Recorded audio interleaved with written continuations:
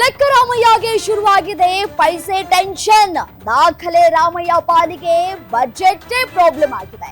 17ನೇ budget tax crisis ನಲ್ಲಿ Siddu lock ಆಗ್ತಾ ಇದ್ದಾರೆ.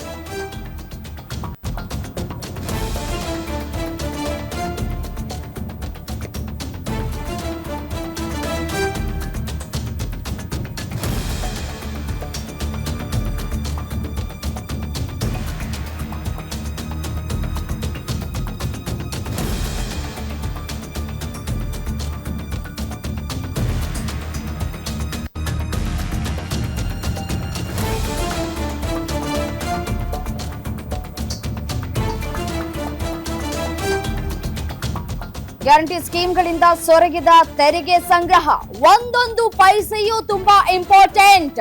ಹಣಕಾಸು ಇಲಾಖೆ ಅಧಿಕಾರಿಗಳಿಗೆ ಸಿದ್ದು ಟಾರ್ಗೆಟ್ ಅನ್ನ ಕೊಡ್ತಾ ಇದ್ದಾರೆ. ಈ ಬಾರಿ ತೆರಿಗೆ ಸಂಗ್ರಹ ಗುರಿಯನ್ನ ತಲುಪಲೇಬೇಕು. ಸಿಂಗಲ್ ಪೈಸೆಯೂ ಕೂಡ ಕಡಿಮೆ ಆಗಬಾರ್ದು, ಪಕ್ಕಾ ವಸೂಲಿ ಆಗಬೇಕು.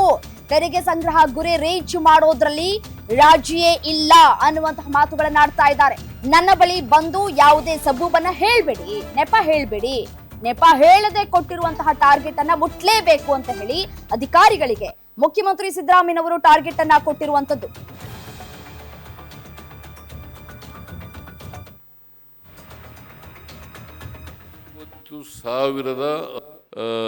ಯಾವುದೇ ಕಾರಣಕ್ಕೆ ಸ್ವಲ್ಪನೂ ಕೂಡ ನಾವು ಕೊಟ್ಟಿರ್ತಕ್ಕಂಥ ಗುರಿ ಈ ಸಾರಿ ಕಮರ್ಷಿಯಲ್ ಟ್ಯಾಕ್ಸ್ಗೆ 1,20,000 ಕೋಟಿ ರೂಪಾಯಿ ಕೊಟ್ಟಿದ್ದೀವಿ. ಇವ್ರಿಗೆ ಅಬ್ಕಾರಿಯವ್ರಿಗೆ 40,000 ಕೋಟಿ ರೂಪಾಯಿ ಕೊಟ್ಟಿದ್ದೀವಿ. ಕಡಿಮೆ ಆಗಬಾರ್ದು, ಗೊತ್ತಾಯ್ತಾ? ಏನು ಕಾರಣ ಹೇಳಬಾರ್ದು. ಈಗ ಇನ್ನು ಮೇ ತಿಂಗಳಲ್ಲಿದ್ದೀವಿ. ಮೇ ತಿಂಗಳಲ್ಲಿರೋದ್ರಿಂದ ಯಾವುದೇ ಕಾರಣ ನೆಪ ಹೇಳ್ತಕ್ಕಂಥದ್ದನ್ನು ಮಾಡಿಕೊಡೋದು. There is A potential. ನಮಗೆ ಅವಕಾಶ ಇದೆ, ಈ ರಾಜ್ಯದಲ್ಲಿ ಅವಕಾಶ ಇದೆ. ಮತ್ತು ನಮಗೆ ಕಮರ್ಷಿಯಲ್ ಟ್ಯಾಕ್ಸ್ನಲ್ಲಿ ಕಮರ್ಷಿಯಲ್ ಕಮಿಷನ್ ಇಲ್ಲೇ ಕೂತಿದ್ದಾರೆ. 1,20,000 ಕೋಟಿ ರೂಪಾಯಿ, 1 ರೂಪಾಯಿನೂ ಕಡಿಮೆ ಆಗಬಾರ್ದು. ಗುರಿಯನ್ನು ತಲುಪಲೇಬೇಕು ಅಂತಕ್ಕಂಥ ಮಾತುಗಳನ್ನು ಹೇಳಲಿಕ್ಕೆ ಇಲ್ಲದೆ ಹೋದರೆ ಅಭಿವೃದ್ಧಿ ಕೆಲಸಗಳು ಕುಂಠಿತ ಆಗ್ತವೆ, ರಾಜ್ಯದ ಅಭಿವೃದ್ಧಿ ಕುಂಠಿತ ಆಗ್ತದೆ. ಈಗ ನಾವು ಗ್ಯಾರಂಟಿ ಯೋಜನೆಗಳಿಗೆ ಸುಮಾರು 50,018 ಕೋಟಿ ರೂಪಾಯಿಗಳನ್ನು ಬಜೆಟ್ನಲ್ಲಿ ಇಟ್ಟಿದ್ದೀವಿ. 50,018 ಕೋಟಿ ಇಟ್ಟಿದ್ದೀವಿ ಬಜೆಟ್ನಲ್ಲಿ. ಇನ್ನೂ ಹೆಚ್ಚಾಗ್ಬೋದು. ಸಪ್ಲಿಮೆಂಟ್ರಿ ಎಸ್ಟಿಮೇಟ್ಸ್ನಲ್ಲಿ ಇನ್ನೂ ಹೆಚ್ಚು ಮಾಡ್ಕೊಳ್ಳಲಿಕ್ಕೆ ಸಾಧ್ಯತೆ ಇದೆ. ಆದರೆ ಕಳೆದ ವರ್ಷ 52,009 ಕೋಟಿ ರೂಪಾಯಿ ಇಟ್ಟಿದ್ದು. ಈ ಸಾರಿ 50,018 ಕೋಟಿ ರೂಪಾಯಿಗಳನ್ನು ಇಟ್ಟಿದ್ದೀವಿ. ಸೊ ಮತ್ತೆ 83,000 ಕೋಟಿ ರೂಪಾಯಿಗಳನ್ನು ಕ್ಯಾಪಿಟಲ್ ಎಕ್ಸ್ಪೆಂಡಿಚರ್ ಖರ್ಚು ಮಾಡ್ತೀವಿ ಅಂತ ಹೇಳಿದ್ದೀವಿ. 83,000 ಕೋಟಿ ಕ್ಯಾಪಿಟಲ್ ಎಕ್ಸ್ಪೆಂಡಿಚರ್ ಮಾಡ್ತೀವಿ ಅಂತ ಹೇಳಿದ್ದೀವಿ. ಏನು ಚೌಕಾಸಿ ಮಾಡೇ ಇಲ್ಲ, ನಾವು ಎಲ್ಲನೂ ಕೊಟ್ಬಿಟ್ಟಿದ್ದೀವಿ. ಸರ್ಕಾರಿ ನೌಕರಿಗೆ ಏನೇನು ಕೊಡಬೇಕು ಎಲ್ಲನೂ ಕೂಡ ಕೊಟ್ಟಿದ್ದೀವಿ. ಬಟ್ ನಾವು ಎಕ್ಸ್ಪೆಕ್ಟ್ ಮಾಡೋದೇನು, ವಿ ಆರ್ ಎಕ್ಸ್ಪೆಕ್ಟಿಂಗ್ ನಾವು ಏನೇನು ಟಾರ್ಗೆಟ್ ಕೊಟ್ಟಿದ್ದೀವಿ ಆ ಟಾರ್ಗೆಟನ್ನು ರೀಚ್ ಆಗಿ ಅಂತ ಅಷ್ಟೇ ನಿಮಗೆ ಹೇಳೋದು. ಆ ಕೆಲಸ ನೀವು ಮಾಡಬೇಕು ಅಂತಂದರೆ ಮಾಡಿದ್ರೆ ನಾವು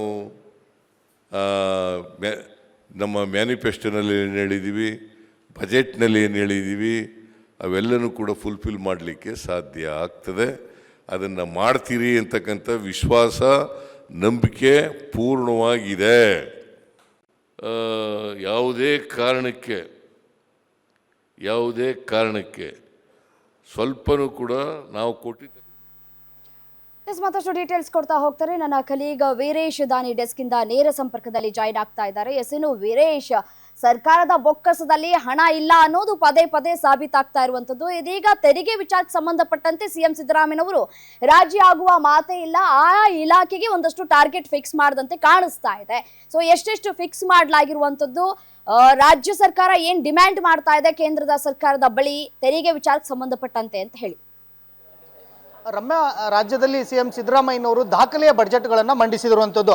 16 ಬಡ್ಜೆಟ್ಗಳನ್ನು ಮಂಡಿಸಿರ್ತಕ್ಕಂಥ ಸಿಎಂ ಸಿದ್ದರಾಮಯ್ಯನವರಿಗೆ ಇದೀಗ ತೆರಿಗೆ ವಿಚಾರದಲ್ಲಿ ಸಾಕಷ್ಟು ಟೆನ್ಷನ್ ಅಂತ ಶುರುವಾಗಿರುವಂಥದ್ದು. ಯಾಕಂತಂದ್ರೆ ಸಿಎಂ ಸಿದ್ದರಾಮಯ್ಯನವರು ಇತ್ತೀಚೆಗಷ್ಟೇ ಬಜೆಟ್ ಮಂಡನೆ ಮಾಡುವಂಥ ಸಂದರ್ಭದಲ್ಲಿ 4,09,000 ಕೋಟಿ ರೂಪಾಯಿ ಬಡ್ಜೆಟನ್ನು ಅವರು ಮಂಡಿಸಿದರು. ಆದರೆ ಗ್ಯಾರಂಟಿ ಯೋಜನೆಗಳಿಗೆ 50,018 ಕೋಟಿ ರೂಪಾಯಿ ಹಣವನ್ನು ಈ ಬಡ್ಜೆಟ್ನಲ್ಲಿ ಮೀಸಲಿಟ್ಟಿದ್ದಾರೆ. ಈ ಹಿನ್ನೆಲೆಯಲ್ಲೇ ಇದೀಗ ರಾಜ್ಯದಲ್ಲಿ ತೆರಿಗೆ ಸಂಗ್ರಹ ವಿಚಾರದಲ್ಲಿ ಸಿಎಂ ಸಿದ್ದರಾಮಯ್ಯ ಅಧಿಕಾರಿಗಳಿಗೆ ಒಂದು ಟಾರ್ಗೆಟ್ ಅನ್ನು ಕೊಡ್ತಾ ಇರುವಂತದ್ದು. ತೆರಿಗೆ ಸಂಗ್ರಹ ವಿಚಾರದಲ್ಲಿ ಒಂದೇ ಒಂದು ರೂಪಾಯಿಯೂ ಸಹ ಕಡಿಮೆ ಆಗತಕ್ಕದ್ದಲ್ಲ. ನಿಮಗೆ ಬೇಕಾಗಿರತಕ್ಕಂಥ ಎಲ್ಲ ಸವಲತ್ತುಗಳನ್ನು ನಾನು ಕೊಡ್ಲಿಕ್ಕೆ ಸಿದ್ಧವಾಗಿದ್ದೀನಿ. ಆದರೆ ಒಂದೇ ಒಂದು ರೂಪಾಯಿಯೂ ಸಹ ತೆರಿಗೆ ವಿಚಾರದಲ್ಲಿ ಕಡಿತ ಆಗಲೇತಕ್ಕದ್ದಲ್ಲ. ವಿಶೇಷವಾಗಿ ವಾಣಿಜ್ಯ ತೆರಿಗೆ ಇಲಾಖೆಯಲ್ಲಿ 1,20,000 ಕೋಟಿ ರೂಪಾಯಿ ಬರಬೇಕಾಗಿರುವಂತದ್ದು. ಅಲ್ಲೂ ಸಹ 1 ರೂಪಾಯಿನೂ ಕಡಿಮೆ ಆಗದಂತೆ ನೀವು ತೆರಿಗೆಯನ್ನ ಸಂಗ್ರಹಣೆ ಮಾಡಬೇಕು. ಅದೇ ನಿಟ್ಟಿನಲ್ಲಿ ಅಬಕಾರಿ ಇಲಾಖೆಯಿಂದಲೂ ಸಹ ಕಳೆದ ವರ್ಷ 35,000 ಕೋಟಿ ರೂಪಾಯಿ ಟಾರ್ಗೆಟ್ ಅನ್ನು ಕೊಟ್ಟಿದ್ರು. ಈ ಬಾರಿ 40,000 ಕೋಟಿ ರೂಪಾಯಿ ಟಾರ್ಗೆಟ್ ಅನ್ನ ಅಬಕಾರಿ ಇಲಾಖೆಗೆ ಕೊಟ್ಟಿರುವಂತದ್ದು.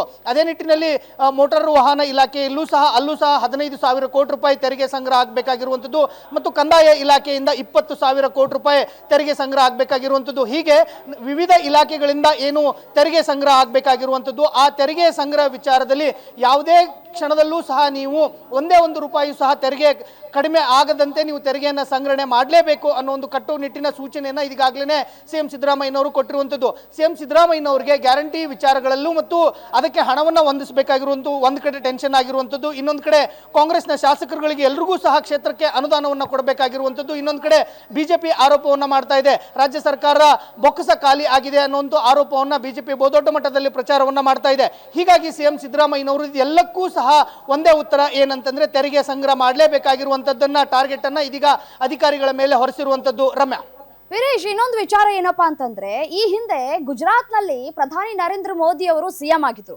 ಆ ಸಂದರ್ಭದಲ್ಲಿ ತೆರಿಗೆ ವಿಚಾರಕ್ಕೆ ಸಂಬಂಧಪಟ್ಟಂತೆ 50% ಆಯಾ ರಾಜ್ಯಗಳು ಕೊಡಬೇಕು ಅಂತ ಆಗಿನ ಸಿಎಂ ಆಗಿದ್ದಂತಹ ಪ್ರಧಾನಿ ಹೇಳಿಕೆಯನ್ನ ಕೊಟ್ಟಿದ್ರು. ಈಗ ಅವರೇ ಪ್ರಧಾನಿ ಸ್ಥಾನದಲ್ಲಿ ಇದ್ದಾರೆ, ಪ್ರಧಾನಿ ಮೋದಿ ಅವರು. ಸೊ ಹಾಗಾಗಿ ಈಗ ಯಾಕೆ ಹಣವನ್ನ ಬಿಡುಗಡೆ ಮಾಡ್ತಾ ಇಲ್ಲ, ತೆರಿಗೆಯಲ್ಲಿ 50% ಯಾಕೆ ಕೊಡ್ತಾ ಇಲ್ಲ ಅನ್ನೋದು ಪ್ರಶ್ನೆ ಕೂಡ. ಖಂಡಿತವಾಗಿಯೂ ರಮ್ಯಾ, ಒಂದು ಕಡೆ ಸಿಎಂ ಸಿದ್ದರಾಮಯ್ಯನವರಿಗೆ ರಾಜ್ಯದಲ್ಲಿ ಬಡ್ಜೆಟ್ಗೆ ಹೊಂದಿಸಬೇಕಾಗಿರತಕ್ಕಂಥ ಅನುದಾನ ಇದೆ. ಆ ಅನುದಾನವನ್ನು ಹೊಂದಿಸಬೇಕಾಗಿರುವಂಥ ಟೆನ್ಷನ್ ಒಂದು ಕಡೆ ಆದರೆ, ಇನ್ನೊಂದು ಕಡೆ ಕೇಂದ್ರದಿಂದ ರಾಜ್ಯಕ್ಕೆ ಬರಬೇಕಾಗಿರ್ತಕ್ಕಂಥ ಪಾಲೇನಿದೆ, ಅದರಲ್ಲೂ ವಿಶೇಷವಾಗಿ GST ಪಾಲೇನಿದೆ.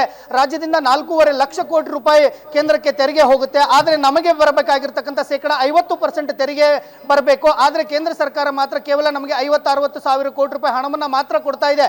ಹೀಗಾಗಿ ಕೇಂದ್ರದಿಂದಲೂ ಸಹ ನಮಗೆ ಬಹುದೊಡ್ಡದಾದಂಥ ಅನ್ಯಾಯ ಆಗ್ತಾ ಇದೆ ಅಂತ ಹೇಳಿ ಸಿಎಂ ಸಿದ್ದರಾಮಯ್ಯನವರು ಇದೀಗ ಹೋರಾಟಕ್ಕೆ ಮುಂದಾಗ್ತಾ ಇರುವಂತದ್ದು. ವಿಶೇಷವಾಗಿ ಒನ್ ನೇಷನ್ ಮತ್ತು ಒಂದು ಚುನಾವಣೆ ಅಂತ ಹೇಳಿ ಈಗಾಗಲೇ ದಕ್ಷಿಣ ಭಾರತದ ರಾಜ್ಯಗಳು ಎಲ್ಲರೂ ಸಹ ಒಗ್ಗಟ್ಟಾಗಿ ಕೇಂದ್ರದ ವಿರುದ್ಧವಾಗಿ ಪ್ರತಿಭಟನೆಯನ್ನ ಮಾಡಿದ್ರು. ಅದೇ ಮಾದರಿಯಲ್ಲಿ ಇದೀಗ ಸಿಎಂ ಸಿದ್ದರಾಮಯ್ಯನವರು ಕೇರಳ ಆಗಿರಬಹುದು ಮತ್ತು ತಮಿಳುನಾಡು ಮತ್ತು ಆಂಧ್ರ ಪ್ರದೇಶದ ಸಿಎಂಗಳನ್ನ ಕರೆದುಕೊಂಡು ಇದೀಗ ಕೇಂದ್ರದ ವಿರುದ್ಧ ಪ್ರತಿಭಟನೆಗೆ ಸಿದ್ಧರಾಗ್ತಾ ಇರುವಂತದ್ದು. ರಮ್ಯಾ.